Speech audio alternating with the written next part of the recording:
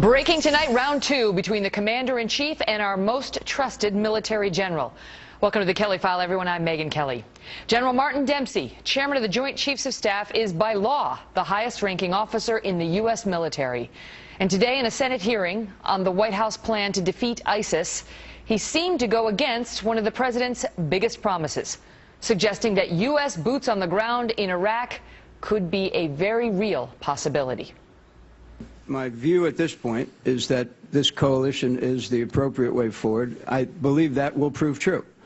But if it fails to be true, and if there are threats to the United States, then I, of course, would go back to the president and make a recommendation that may include the use of U.S. military ground forces. Just hours later, the White House was clarifying General Dempsey's remarks, emphatically, saying that he was, quote, referring to a hypothetical scenario, that he and the president are on the same page, and then came a clarification directly from the Pentagon. General Dempsey's remarks did not amount to a, quote, discussion of employing U.S. ground combat units in Iraq. Got it. This is not the first time the general has been caught singing a very different tune from the White House. Back in August, he contradicted President Obama by suggesting that the terror army ISIS does pose an immediate threat to the U.S. homeland.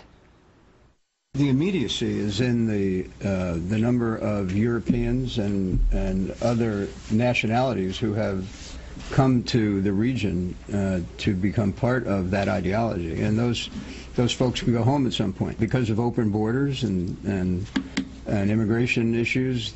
It's an immediate threat. The administration walked back those remarks as well, saying General Dempsey didn't actually mean that either. So why is the president so defensive on this? Perhaps this has something to do with this. We will not be sending U.S. troops back into combat in Iraq. American combat troops will not be returning to fight in Iraq. I've been very clear that we're not going to have U.S. combat troops in Iraq again. American combat troops will not be returning to fight in Iraq. It will not involve American combat troops fighting on foreign soil. Chief White House correspondent Ed Henry has more on this from Washington. Good evening, Megyn. White House officials are stressing here tonight that General Martin Dempsey was just laying out options that are not needed now. And they say military leaders always stress that if circumstances change, so will their recommendations to the president. But the run-up to this war, as you know, has been full of mixed messages. And today's hearing raised new questions about whether the White House and the Pentagon are really on the same page. Despite the president repeatedly promising the American people he will not send ground troops to either Iraq or Syria, General Dempsey at least left the door slightly ajar today. And he went beyond the hypothetical. He gave a very specific example, saying that if Iraqi security forces have a chance to take back the key city of Mosul, which he said would be a complex mission, he said flatly he would recommend to the president that he send in ground troops to make sure that those combat forces could help take back that important city, take it back from the ISIS terrorists. And under questioning from Republican Kelly Ayotte, Dempsey went further and said he thinks the president might even change his mind about ground troops if presented with such a scenario. So this is obviously raising questions because the president did not mention the fact that Dempsey said the president told him in private he would look at requests for ground troops on a case-by-case basis. The president didn't mention that kind of exception when he addressed the American people and the world in prime time last week. Bottom line is the president tomorrow will be in Tampa at U.S. Central Command meeting with General Austin, getting briefings on the situation on the ground in Iraq and Syria, a chance perhaps for the president to clear all of this up. Megyn? Ed Henry, thank you. Well, with polls showing the president's handling of foreign policy at an all-time low, one senior White House official last night spoke to Fox News on Background, saying it is not necessarily the president's policies that are the problem here. It's just the number of crises we face around the world.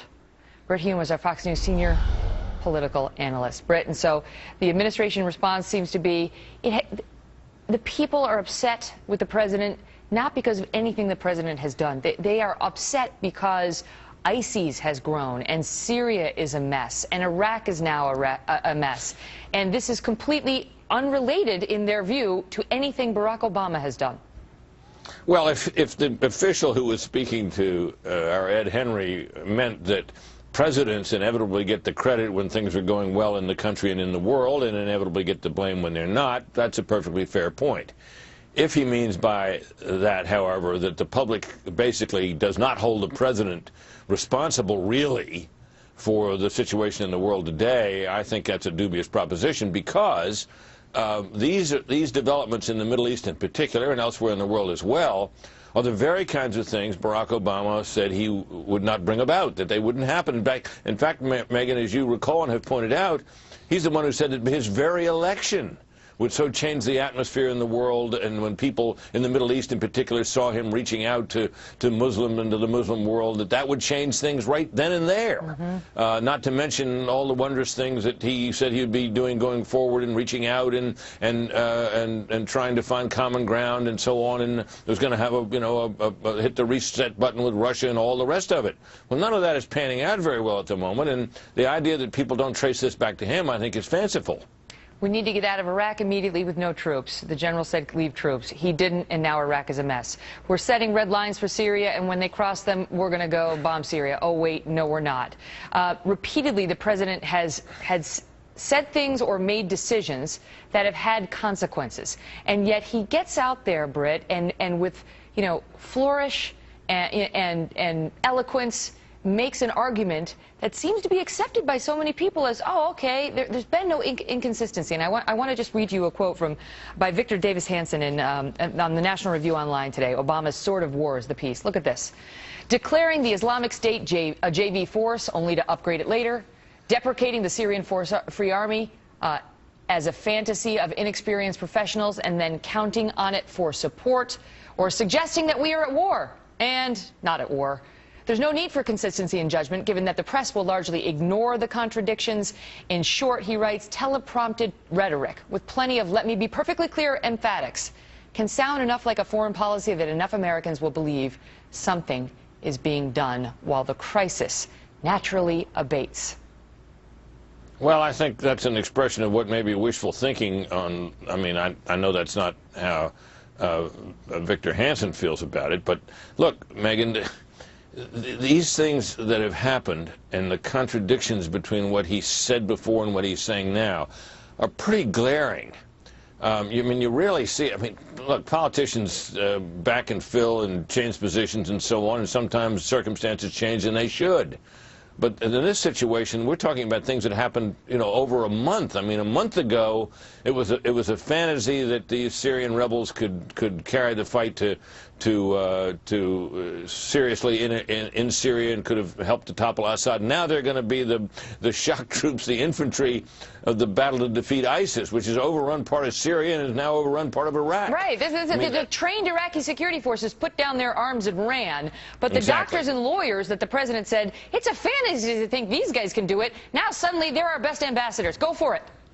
Well, they're our best troops. Look, these things are pretty glaring, and I don't think they've really gone unnoticed in the rest of the media either. They're just too clear and too vivid for that to be the case, and I think people are noticing it. And look, it's reflected in the president's. It is reflected in people's view of his foreign policy, his handling of foreign policy, but it's also reflected in his overall approval rating, which are, they're bumping along near their all-time lows. Things are going very badly for this president at this time, and if the situation in the world improves, yes, his rating on those things will improve. But that's not the trajectory at the moment. It's amazing when you see the soundbite, the two of them up against each other, the president over and over and over. Can we run it? Do we have time? All right, watch it. Just watch.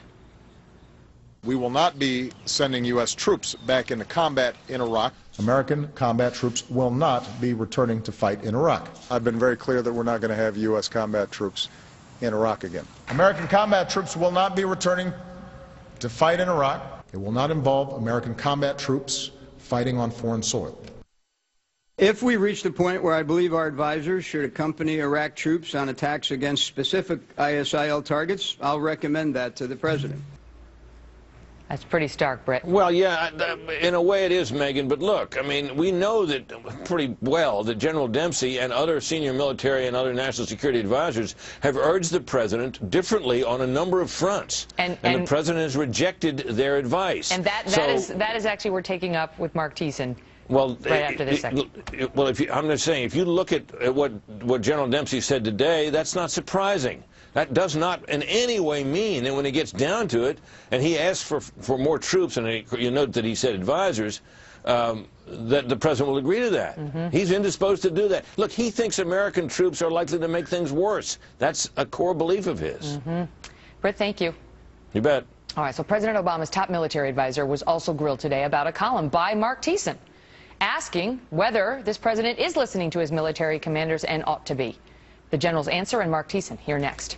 And a big story breaking tonight. The DOJ just indicting an upstate New York man for trying to recruit ISIS fighters here at home and for plotting to kill U.S. troops inside America. And coming up, a woman already facing a death threat for speaking up issues a bold challenge on the threat of radical Islam. Ayaan Hirsi Ali with a critical message just ahead.